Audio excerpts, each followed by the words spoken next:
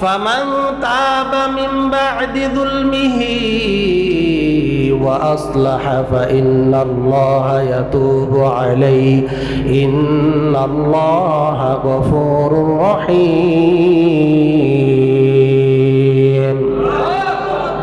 আল্লাহ রাব্বুল আলামিন ডাক দিয়ে বলেন, নবী গো, যারা অন্যায় করবে, অবিচার করবে, চুরি করবে, জেনা করবে এবং তওবা করবে এবং ফিরে আসবে, ফাইন্নাল্লাহা ইয়াতুবু আলাইহি, আমি আল্লাহ তার গুনাহগুলোকে মাফ করে দিব।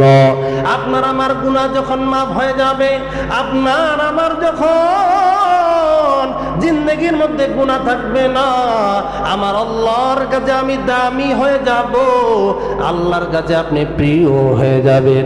আর আপনি যখন আল্লাহর কাছে প্রিয় বান্দা হয়ে যাবেন, আমার আল্লাহ ডেকে বলেন, সায়াজালু লাহুম রহমান উদ্দা, আমি আল্লাহ তাদেরকে ভালোবাসা দিয়ে ধন্য করব। সুবহানাল্লাহ।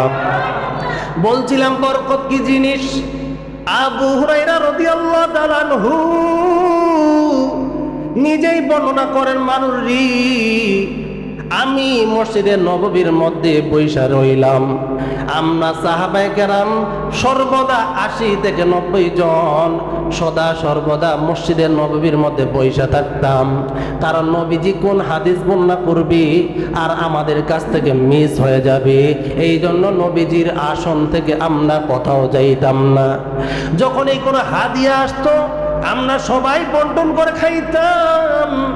একদিনের ঘটনা, আমার প্রচন্ড ক্ষুধা, বড় পিপাসা লেগে গেছে। এক পেয়ালা দুধ আসছে, আমি দুধের দিকে তাকাইয়া লক্ষ্য করে দেখলাম এই দুধ কেবলমাত্র 2 থেকে 3 জন পান করতে পারবে। আমি নবীজিকে বললাম, নবী, এই যে এক পেয়ালা দুধ, এই দুধ কিভাবে বন্টন করব? এই দুধ কি আমি পান করব না আপনি পান করবেন? নবীজি ডেকে বলেন, আবু হুরায়রা, আসহাবে সুফার সমস্ত সাহাবীদেরকে তুমি ডাইকা আনো। আমি ডাক দিতে গিয়া দেখি 1 জন নয়, 2 জন নয়, 80 জন সাহাবী উপস্থিত আছে। আমার নবীজি যখন 80 জনকে উপস্থিত করাইতে বললেন, আমার হাতে পেয়ালা দিয়া বলে, আবু হুরায়রা, তুমি তাদেরকে দুধ পান করাও। আমি মনে মনে চিন্তা করলাম, আমার সবচেয়ে পিপাসা বেশি লেগে গেছে, কিন্তু আমার নবীজি 80 জনকে দাওয়াত দিয়েছে, আমার কপালে মনে হয় আজ দুধ জুটবে না। আমাকে নবী বললেন, তুমি ডান দিক থেকে দুধ পান করো। সাহাবায়ে কেরাম লাইন হয়ে পড়ছেন, আবু হুরায়রা ডান দিক থেকে দুধ পান করাইতেছেন। একজনকে পান করাইলেন 1 গ্লাস, 2 গ্লাস, 3 গ্লাস কইরা পান করাইলেন, তৃপ্তির সাথে পান করলেন। এরপরে দ্বিতীয় সাহাবীকে পান করাইলেন। এইভাবে দেখতে দেখতে দেখতে দেখতে 80 জন সাহাবীকে দুধ পান করাইলেন। এরপরে নবী বলেন, আবু হুরায়রা, এইবার তুমি পান করো। আমিও প্রথম গ্লাস পান করলাম। নবীজি বলেন, আবু হুরায়রা, আবার তুমি পান করো। আবার আমি পান করলাম। বলো, আবার তুমি পান করো। আমি 1 বার নয়, 2 বার নয়, 3 বার দুধ পান করলাম। পান করার পরে পেয়ালার দিকে তাকায়া দেখি রে 80 জন দুধ পান করছে, এরপরে আমি দুধ পান করছি। তৃপ্তির সাথে পান করার পরে পেয়ালার দিকে তাকায়া দেখি দুধ আগের মতোই রয়ে গেছে। সুবহানাল্লাহ।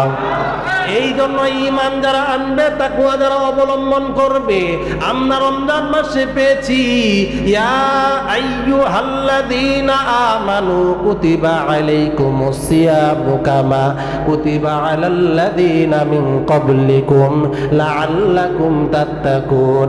নবীজি ডেকে বলেন, আমার আল্লাহ বলেছেন, আমি রোজা তোমাদের উপরে ফরজ করেছি যেমনি ভাবে তোমাদের পূর্বপুরুষদের উপরে ফরজ করেছিলাম। আমি আল্লাহ কেন ফরজ করেছি জানোনি? যাতে করে তোমরা তাকওয়া অর্জন করতে পারো। কারণ তাকওয়াওয়ালা মানুষের দাম অনেক বেশি, তার জবানের দাম অনেক বেশি। এই তাকওয়াওয়ালা মানুষ যদি আল্লাহর কাছে কিছু চাইতে দেরি হয়, আমার আল্লাহ তা দিতে দেরি করে না। সুবহানাল্লাহ। وَلَنَبْلُوَنَّكُمْ بِشَيْءٍ مِّنَ الْخَوْفِ وَالْجُوعِ وَنَقْصٍ مِّنَ الْأَمْوَالِ وَالْأَنفُسِ وَالثَّمَرَاتِ وَبَشِّرِ الصَّابِرِينَ আল্লাহু আকবার।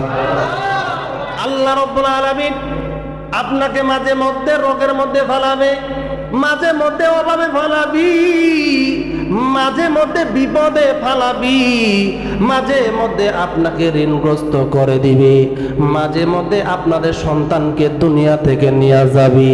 কিন্তু এটা কেন করলো? আল্লাহ বলেন, নবী গো, ওয়ালানাবলুওয়ান্নাকুম, আমি আল্লাহ মাঝে মধ্যে আমার বান্দাদেরকে পরীক্ষা করব। কখনো সম্পদ নিয়া, কখনো সন্তান নিয়া, কখনো নিজের উপরে বিপদ চাপাই দিয়ে আমি আল্লাহ পরীক্ষা করব। এই বান্দা যদি ধৈর্য ধারণ করতে পারে রে, আমি আল্লাহ বলে দিলাম, ওয়াবাশশিরিস সাবিরিন, আমি আল্লাহ তাদেরকে সুসংবাদ জানাই দেন নবীজি, তাদের জন্যই রইল সুসংবাদ, সুসংবাদ, সুসংবাদ। সুবহানাল্লাহ। এই জন্য দেখা যায় অনেকে এমন আছে, কোটি কোটি টাকার মালিক, হঠাৎ করে ফকির, কিন্তু যদি ধৈর্য ধারণ কইরা আল্লাহর প্রতি ঈমান আইনা অটল থাকতে পারে, হতে পারে কিছুদিনের জন্য অভাবে থাকবে, বিপদে থাকবে, পেরেশানির মধ্যে থাকবে, কিন্তু আমার আল্লাহর প্রতি ঈমান আনার কারণে, তাকওয়া অর্জন করার কারণে কিছুদিন পরে আমার আল্লাহ তার চাইতে দ্বিগুণ বাড়ায় দিবেন। এটা হইল আমার আল্লাহ তাআলার ওয়াদা। ওয়াবাশশিরিস সাবিরিন, ও নবীজি আপনি বলে দিন আমার আল্লাহর পক্ষ থেকে তাদের জন্য হইল সুসংবাদ। সুবহানাল্লাহ। এই জন্য বিপদে পড়লে কখনো টেনশন করবেন না। বিপদে পড়ছেন তো মসজিদে আইসা 2 রাকাত নামাজ পড়েন, বিপদে পড়ছেন তো মায়ের কাছে দোয়া নেন, বিপদে পড়ছেন তো বাবার কাছে দোয়া নেন, বিপদে পড়ছেন তো গোরস্থানে গিয়া কবর জিয়ারত করেন, বিপদে পড়ছেন তো আল্লাহর কাছে গিয়া সেজদায় পইরা কান্নাকাটি করেন। দেখবেন যেই বিপদের জন্য আপনি আল্লাহর কাছে কান্দেন, কিছুদিন পরে আল্লাহ তার এত অডেল বাড়ায় দিবে আপনি কল্পনাও করতে পারবেন না। আল্লাহ তাআলা আমার জন্য এতটা রাখছে। কেন রাখছে? আল্লাহ চায়, বান্দা তোর আমি একটু পরীক্ষা করে দেখব, দেখি তোর ইমানের পাওয়ারটা কেমন, তোর তাকওয়া কত বেশি। যদি পারস তো আমি আল্লাহ তোরে মাফ করব, আমি আল্লাহ তোরে অডেল সম্পদের মালিক বানাই দিব, আমি আল্লাহ তোর যা আছে তার কয়েক গুণ বাড়াই দিব। মান জাআ বিল হাসানাতি ফালাহু আশরু আমসালিহা। ও নবী আপনি বলে দেন আমি প্রত্যেকটা কাজের বিনিময়ে 10 গুণ বাড়াই দেই। সুবহান।